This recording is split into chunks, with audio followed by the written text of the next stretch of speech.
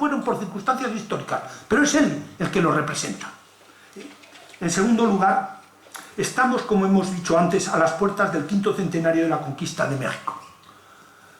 ¿Qué menos que para esa situación, que es un hecho muy importante, que a lo mejor luego pasamos, si no, como de puntillas, dejar con lo menos el legado de que esa casa destruida en el siglo XIX, en esos momentos de dureza, de ignorancia, de incapacidad, se transforme en este siglo XXI, a pesar de las dificultades que tenemos, pero una forma de vencerla es con este pequeño esfuerzo de construir esta casa de Hernán Cortés.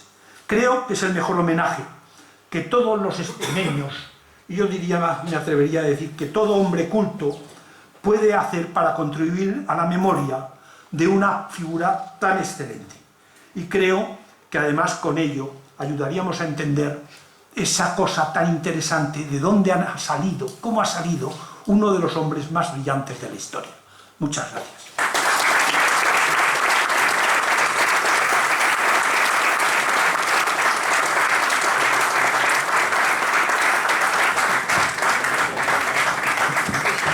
Muchísimas gracias, profesor Almagro, por esa disertación y sobre todo por ese cariño y ese amor que le ha puesto, que se nota que lleva en la vena o que corre por sus venas de tantos años trabajando en Medellín y queriendo a Medellín. Ahora, como es tradicional, pues abrimos un turno de preguntas para que sea una charla coloquio y podamos participar aquellas personas que quieran.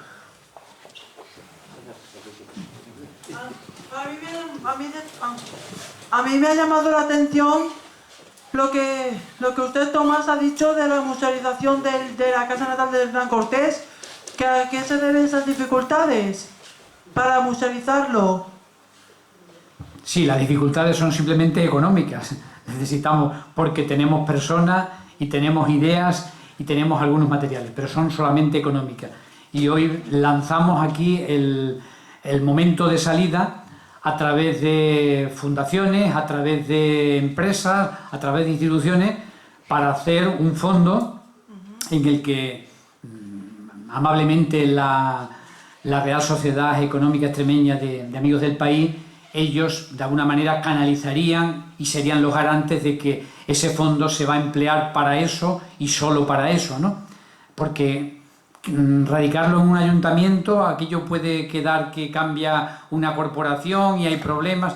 Entonces, abusando de la generosidad de esta Real Sociedad Económica, ella sería la que de alguna manera estaría de garante y de depositaria de esas donaciones o de esas subvenciones o de esas. Pero en esa lucha hoy arrancamos para hacerlo, y si hace falta después también hacer una suscripción popular, también la haremos. ¿También la reconstrucción cómo va? No, la reconstrucción todavía no ha empezado. Ah, vale, era todo por aclarar. Gracias. Y yo también, sumándome a lo que decía Tomás, insistiría que es que además me parece muy bien que arranque como un movimiento cívico, abierto por supuesto a fundaciones, por supuesto que tenemos que contar con subvenciones estatales, estamos abiertos a todo, pero debe ser un sentimiento nuestro, un convencimiento nuestro, lo que nos lleve a realizar una obra nuestra, evidentemente para los demás, para el futuro. Y yo creo que eso es muy bonito y es una prueba de madurez. Me parece muy interesante en estos días que estamos en crisis. A lo mejor es el momento de reflexionar y decir, oye, una de las formas de salir es haciendo estas cosas positivas.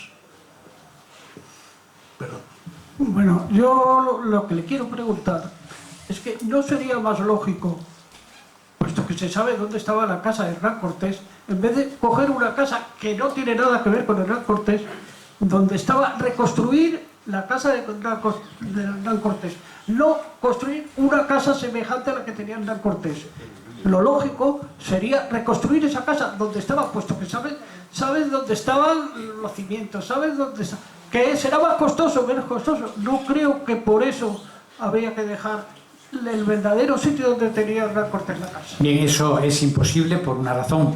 Esa plaza se abre en 1883 por el alcalde Juan Damián Tena para precisamente albergar el monumento que hay ahora, porque ya estaban las 20 casas que se expropian, estaban todas derruidas, y ahora sería hacer un pegote delante de la estatua entre medio del ayuntamiento, levantando una casa que se carga a la plaza.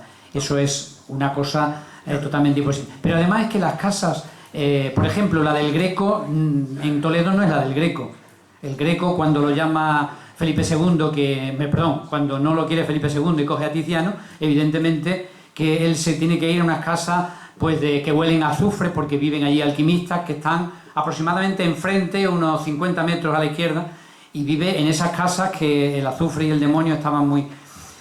Entonces se coge una casa cerca, próxima, y así ocurre con tantísimas personas, ¿no? Sería una aberración urbanística hacerla ahí, porque nos cargaríamos la plaza. Toda vez que no existe, si existiera sería otra cosa. No, y hay otra razón aún de más peso.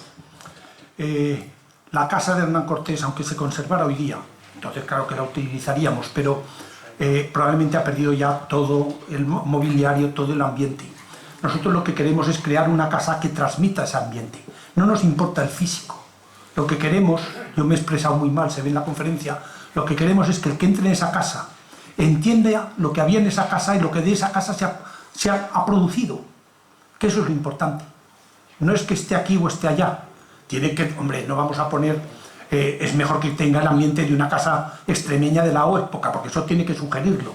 Pero que sea esta casa o aquella no me preocupa. Lo que sí me preocupa es que esas ideas que llevaba implícita el que estaba en esa casa se transmita al hombre del siglo XXI. Eso es lo fundamental. Aparte de la razón de peso. Eso es como cuando dice el obispo, ya, porque no me tocan las campanas a la entrada, dice, señor obispo, que no tenemos campanas y tenemos otras razones además para no tocarlas. De las demás, excúselas.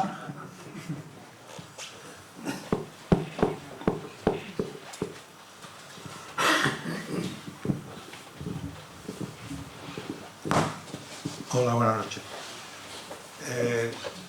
Le felicito, señor Almagro, Martín Almagro. Es la primera vez que le oigo y ha sido una grata satisfacción.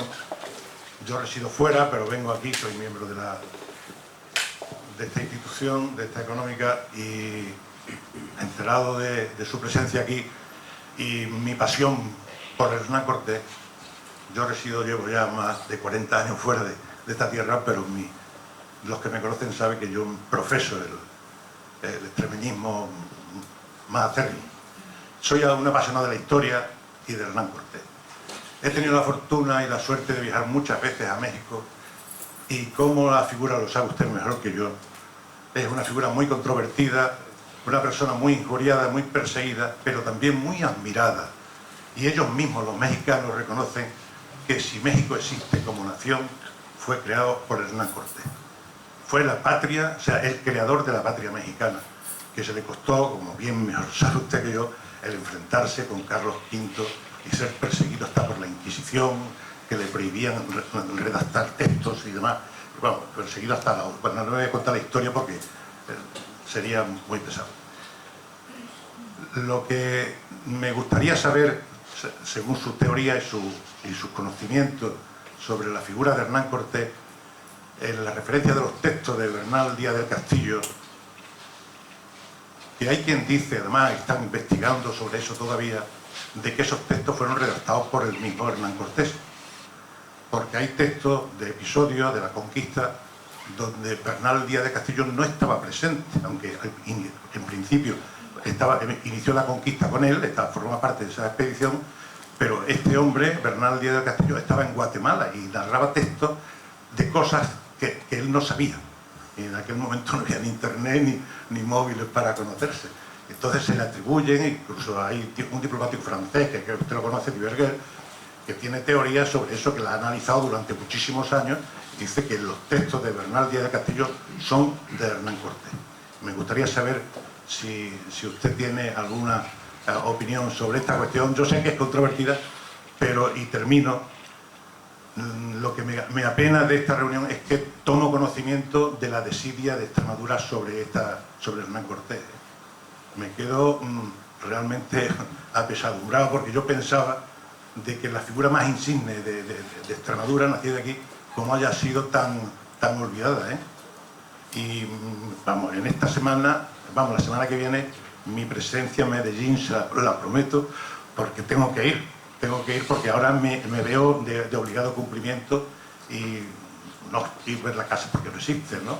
Pero desde luego, si hay algo por allí que se pueda ver, desde luego, porque no me voy yo de aquí antes del 18, que me parto de nuevo para afuera, de mi compromiso con la persona de Hernán Cortés. Muchas gracias. Muchas gracias por sus amables palabras. Seguramente de Hernán Cortés sabe usted mucho más que yo. Antes lo he dicho, yo soy una persona que me he deslumbrado por Hernán Cortés, que evidentemente cuando he tenido que trabajar sobre ello he buscado qué cosas había para transmitir al público, no me he puesto a investigar a Hernán Cortés.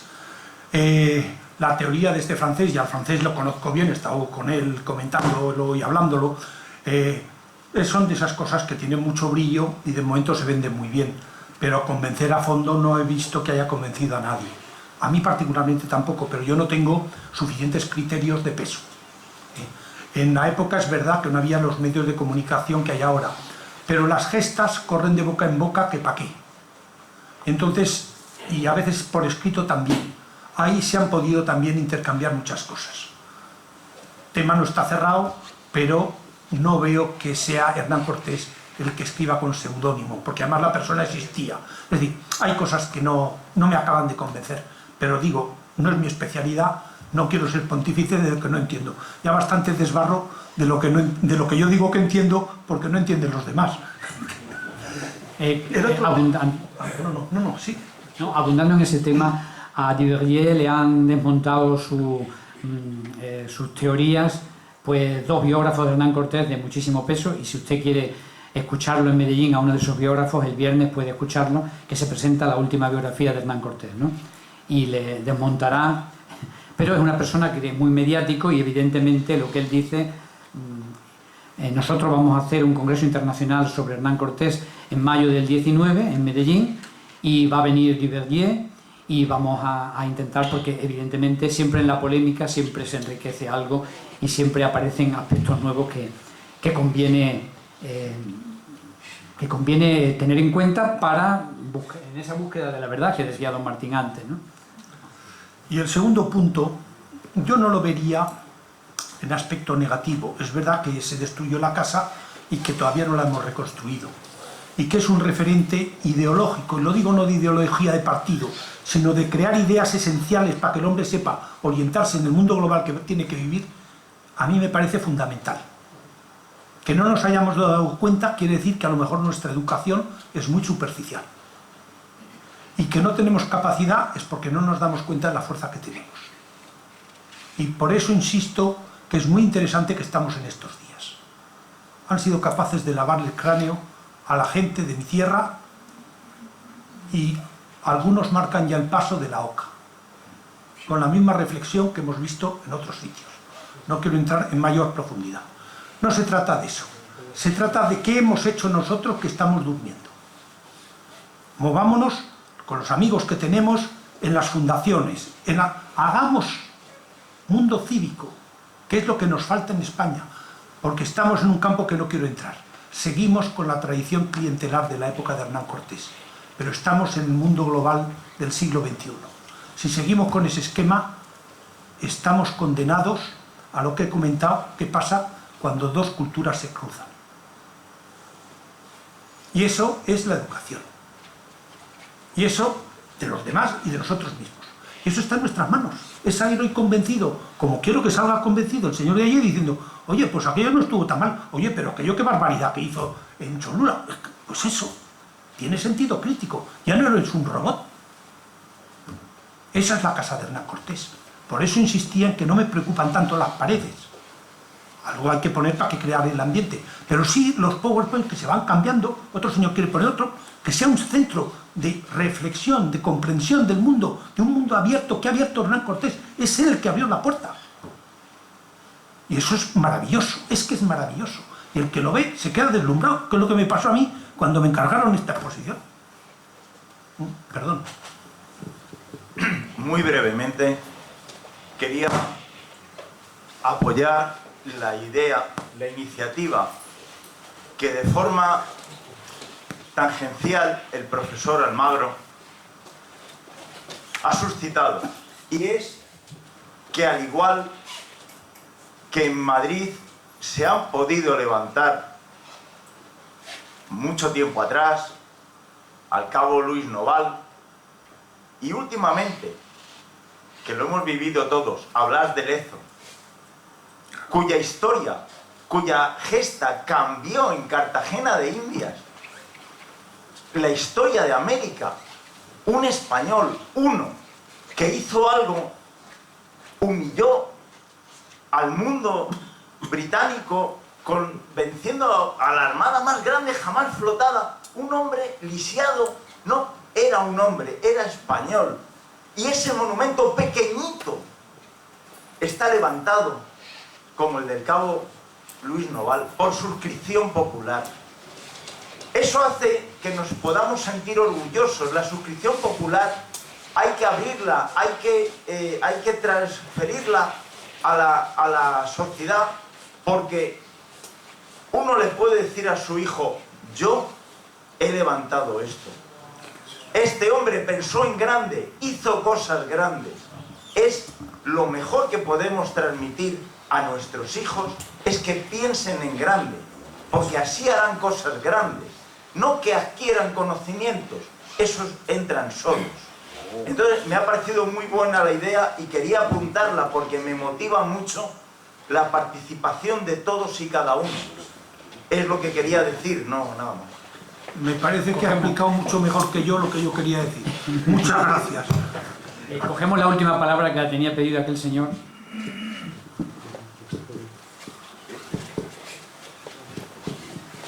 Cuando hablaba de Alejandro como modelo, en esa casa natal podría tener cabida, por ejemplo, una obra de Erasmo, porque en la vida de Hernán Cortés, en su ideario, en su manera de pensar, ¿qué sustrato le quedaba la obra de Erasmo? Y después otra cosa que yo quería decirle es que creo que Hernán Cortés fundó el primer hospital que existió en América.